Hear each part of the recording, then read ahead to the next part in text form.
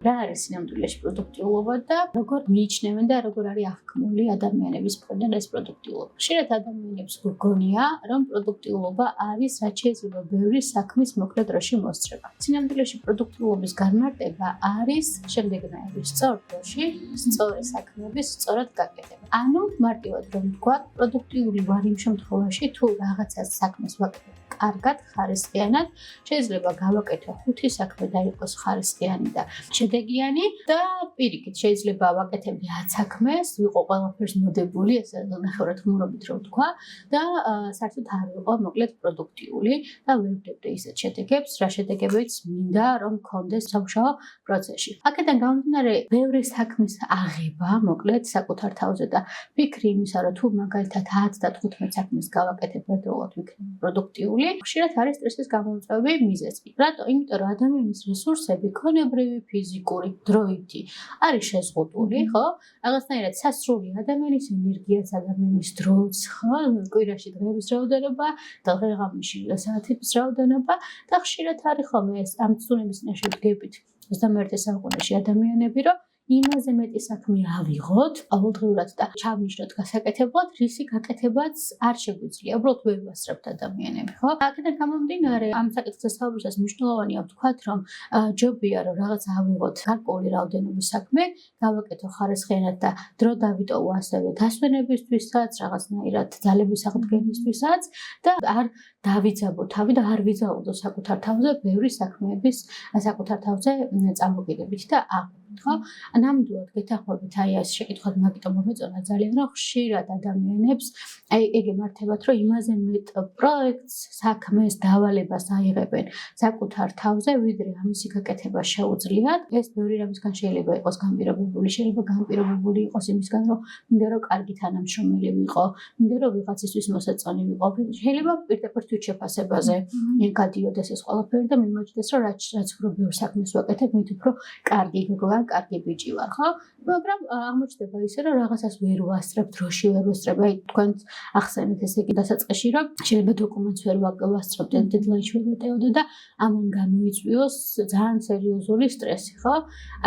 ბევრი რაღაცის ერთდროულად აღება, რამდენიმე საქმის ერთდროულად კეთება არის ნამდვილად სტრესის გამომწვევი მიზეზი და გვეუბნებიან და გვირჩევენ ამას, რომ რაღაცნაირად ოპტიმალური რაოდენობის საქმე ავიღოთ და დავუწესოთ ოპტიმალური რაოდენობის საკითხები დღის განმავლობაში, კვირის განმავლობაში და რა ვიცი, ზოგადად ცხოვრების განმავლობაში საკუთარ თავს. ბევრ ორგანიზაციასთან მიმუშავია, ბევრ ადამიანთან ვატარებ ინდივიდუალურ კოუჩინგს და თითქმის 99% შემთხვევაში ნინო ადამიანები მეუბნებიან, რომ ძალიან მიჭირს არასთქმა.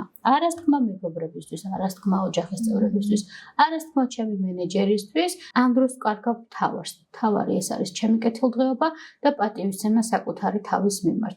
ხშირად ეგ გვემართება ადამიანებს, რომ სხვის საამებლად და სხვის ესე იგი სხვისი კარგად ყოფნისთვის გავიწყდება ყველაზე მნიშვნელოვანი საკუთარი თავი. პირადი საზღვრების დარცვაც, არასთქმაც არის ძალიან მნიშვნელოვანი. პრინციპში ალბათ ორი უმნიშვნელოვანესი ინსტრუმენტი სტრესის შესამცირებლად და სტრესის თავიდან ასარიდებლად. არა ვუთხრა მენეჯერს არ დავიდელეგირო ისეთი საქმეები, რომელიც უკვე აღარ შემიძლია რომ დავიდელეგირო. რო შეხედოთ ახლა მე ორგანიზაციული კუთხიდანაც, ხო?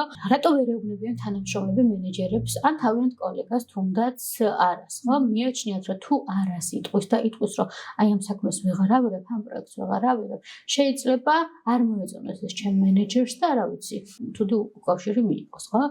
მაგრამ სინამდვილეში ახლა ცოტა მეორე კუთხიდანაც რო შეხედოთ, შეიძლება თქო ასეც არ იყოს და მენეჯერს ერჩინოს, რომ 5 საქმე და 5 პროექტი რომელიც გაქვს აღებული, ის გააკეთო ხარისხიანად და რაღაცნაირად ადეკვატური თანამშრომელი დარჩეს, ვიდრე 10 გააკეთოს და ნუ ვერც ერთი ვერ იყოს ხარისხიანი და თან საბოლოო ჯამში დასტრესილი თანამშრომელი მიიღოს. დასტრესილი თანამშრომელი ვერაფრით ვერ იქნება ისეთი შედეგების მომტანი ორგანიზაციისთვის, როგორც ადამიანი, რომელსაც რაღაცნაირად ეს აქვს შენარჩუნებული, ხო, შეუძლია სტრესის მართვაც და იმდენი საქმე აქვს აღებული საკუთარ თავზე, რისი გამკლავებაც შეუძლია. რაზეც კიდევ ერთხელ გავამახვილებ ყურადღებას არის ის, რომ ბევრი საქმეები იწვევს შფოთს. ხანგრძლივ პერიოდში შფოთი არის ძალიან სერიოზული სტრესის გამომწვევი. გამოყოფენ ორი სახის სტრესს. ეს არის ეუსტრესი და დისტრესი. ეუსტრესი მიჩნეულია მარტივად, რომ ვთქვათ, კარგ სტრესად, რომელიც შეიძლება იყოს გამოწვევა, მოტივატორი, მამოძრავებელი ძალა ადამიანისთვის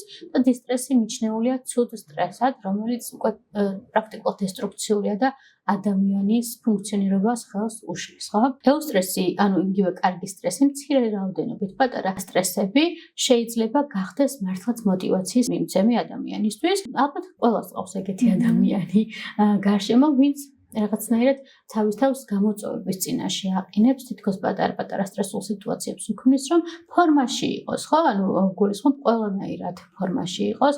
შეიძლება გადადიდეს სხვა ქვეყანაში საცხოვრებლად, რომელიღაცა უნივერსიტეტში აბარებდეს, კიდევ ერთი უცხოენის სწავლას იწყებდეს და ასე შემდეგ. განვითარებისკენ მომოძრავებელ ძალათაც შეიძლება იყოს მიჩნეული სტრესი, რომ არა სტრესი და რაღაც პატარ-პატარა სტრესორები, პატარ-პატარა დისკომფორტები, რისი გამკლავებაც ადამიანს შეუძლია და პრაქტიკულად არაკარგინებს ფუნქციონირების უნარს. ზუსტად ეს პატარ-პატარა სტრესების და მოტივატორების გამო არის, რომ ადამიანი მივიდა განვითარების იმ დონემდე, რა დონეზედაც დღეს ჩვენ ვართ, ხო? აღარ ვცხოვრობთ რაღაცა გამოქვაბულში და გვაქვს ისეთი ტექნოლოგიური მიღწევები, რაც პრაქტიკულად არ იქნებოდა იმ შემთხვევაში, თუ არ გვექნებოდა პატარ-პატარა სტრესები. ამიტომ აი ესეთი პატარა-პატარა სტრესი, რომლის გამკლავებაც ადამიანს შეუძლია, ესე ვიტყოდი, რომ ისეთი რაოდენობის სტრესი, რომელთან ურთიერთობაც ადამიანს შეუძლია რომ გაუმკლავდეს, შეიძლება იყოს გამოწვევა, მამოტივირებელი, მამოძრავებელი ძალა, რომელსაც მიყავს რაღაცა მიზნისკენ, ხო? ეს სტრესი არა გვაქვს ძალიან მდორე რაღაც საერთფეროვანი ცხოვრება, რომელიც ასევე შეიძლება სტრესი გახდეს, ხო? როგორი ისეთია პარადოქსული თითქოს, მაგრამ უსტრესო ცხოვრება, სადაც საერთოდ სტრესი არ არის, პრაქტიკულად არ არსებობს, მოდი ასე ვიტყვი, რომ ერთი არის სტრესი, რომელიც თავისთვის გამოიწვია და მეორე არის, რომელსაც ცხოვრება ისედაც გთავაზობს, ხო? ჩვენს ცხოვრებას ზუსტად ასეთი გამოწვევები და დაძლეული გამოწვევები ხდის უფრო საინტერესოს.